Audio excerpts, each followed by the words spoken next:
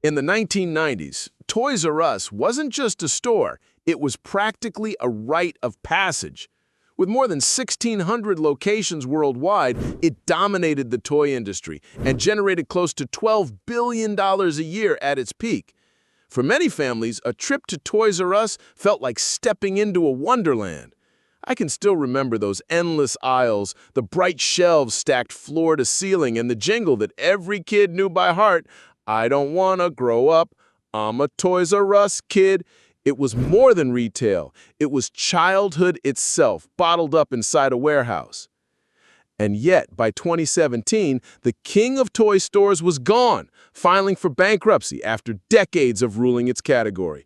It's a fall so dramatic that people still shake their heads and ask, how could a company that big, that beloved, fail so completely? The answer, of course, isn't a single mistake. It's a mix of bad timing, crushing debt, and strategic missteps that piled up faster than the company could adjust. I think you'll agree, this story's worth unpacking because it's not just about toys.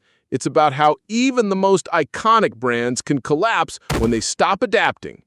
The story of Toys R Us traces back to 1948 when Charles Lazarus, a young World War II veteran, opened a tiny baby furniture shop in Washington, D.C. At first, his vision was practical, almost ordinary. Post-war America was experiencing a massive baby boom, and parents needed cribs, strollers, and dressers.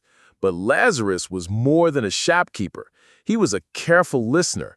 Customers who came in for furniture often asked, "Do you carry toys too?" He realized that while babies quickly outgrew their cribs, children never outgrew play. That insight changed everything. By 1957, he pivoted entirely, transforming his store into Toys R Us. Even the backwards R was deliberate, a playful touch that looked like it came from a child's handwriting. It wasn't just branding, it was a promise that this place was built for kids. At a time when toys were mostly seasonal, tucked into department stores during Christmas, Lazarus dared to imagine a warehouse that sold toys year-round. Imagine walking into a space where every aisle overflowed with colors, sound, and imagination. For children, it was paradise. For parents, it was convenience. What makes this early chapter so moving is how improbable it seemed.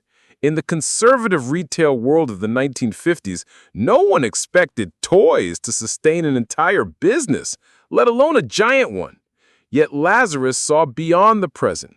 He gave children their own store, a place that belonged to them. And in doing so, he laid the first bricks of a global empire that would shape childhood for decades. By the late 1970s, Toys R Us had already proven itself as more than just a clever idea. It was becoming the empire Charles Lazarus envisioned. The company leaned hard into the category killer model, opening stores so massive they dwarfed local competitors. In 1983, Toys R Us operated around 160 locations. By the end of the decade, it had grown to over 700. At its peak in the mid-1990s, the chain ran more than 1,600 stores worldwide and generated close to $12 billion in annual revenue. For 2 straight decades, Toys R Us wasn't just part of the toy industry, it defined it. And then there was Geoffrey the Giraffe. Revived as the face of the brand, he wasn't just a mascot, he was practically a childhood friend. I can still recall those commercials with kids belting out, "I don't want to grow up, I'm a Toys R Us kid." I don't want to grow up, I'm a Toys R Us kid. They got a million. That jingle wasn't simply marketing, it was cultural memory. Every child wanted to be that kid, skipping down endless aisles filled with bicycles, action figures, and dolls. The expansion wasn't limited to America. The company went abroad, opening in the UK in 1984, followed by Japan, Hong Kong, and beyond. Each new store was like planting a flag in the heart of childhood itself. For kids in those countries, stepping into Toys R Us felt like walking into an American dream of abundance. This was the golden era, when the brand felt untouchable. Parents trusted it, children adored it, and competitors feared it. But beneath that glittering surface, cracks were already forming. The very size that made Toys R Us a retail giant would one day become its heaviest weight. For a brand that once felt invincible, the downfall of Toys R Us was not sudden. It was a slow unraveling built on choices that, in hindsight, seem almost tragic. The first, and perhaps most obvious misstep, was e-commerce.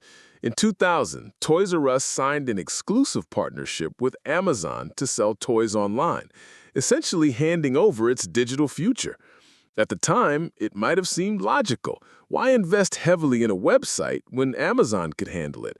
But by 2005, the deal had collapsed in court, and Amazon had not only learned the toy business, but also captured millions of customers who might have otherwise gone to Toys R Us. The company had essentially trained its own replacement. Looking back, it feels like the brand missed the single most important retail shift of our lifetime. The second factor was debt. Crushing, suffocating debt. In 2005, a leveraged buyout led by KKR, Bain Capital, and Vornado Realty Trust saddled Toys R Us with over $5 billion in liabilities. That's the kind of debt you can't shake off. Every year, the company paid more than $400 million just in interest.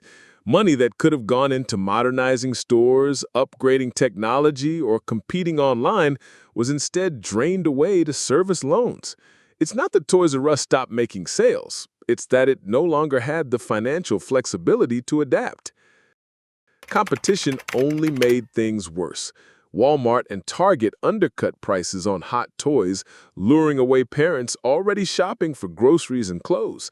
Then came Amazon, offering convenience and delivery speed that Toys R Us simply couldn't match. Walking into one of their stores by the 2010s felt less like stepping into a magical wonderland and more like entering a time capsule. Rows of fluorescent lights, outdated shelves, and little reason to stay. Finally, there's the emotional piece. For decades, Toys R Us had been a place where families created memories. But when the magic fades, nostalgia alone can't pay the bills. The irony is that millions of people loved the brand, yet that affection wasn't enough to save it from poor strategy and financial mismanagement. To me, this is the saddest part. A company so deeply embedded in childhood joy was undone not by a lack of customers, but by decisions made in boardrooms. When Toys R Us finally filed for bankruptcy in September 2017, it wasn't just another retail collapse. It felt like the end of an era. More than 800 stores across the United States shut their doors, and images of Geoffrey the giraffe waving goodbye went viral, almost like a farewell to childhood itself. For many, it was hard to process.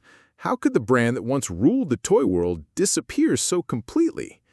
But bankruptcy didn't mean the name would vanish forever.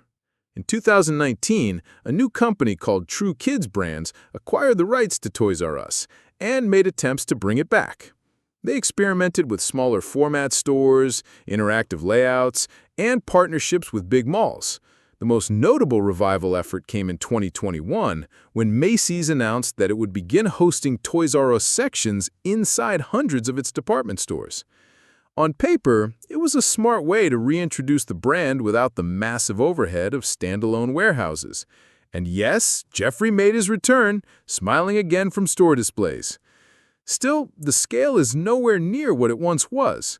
For more than 1,600 global stores at its peak, Toys R Us today exists more as a nostalgic brand than a dominant retailer.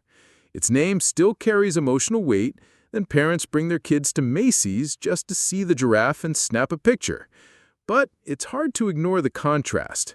What was once a global empire has become a reminder of how fleeting dominance in retail can be. Personally, I find it bittersweet. Yes, Toys R Us is technically alive, but it's a shadow of what it used to be. The rise and fall of Toys R Us is one of those stories that sticks with you, not just because it was a business failure, but because it was personal. At its height, the company gave millions of kids a place to dream, and for parents, it was a dependable part of family life. Yet behind the magic of Geoffrey the giraffe and the jingle we all remember, the company made choices that left it unprepared for the future.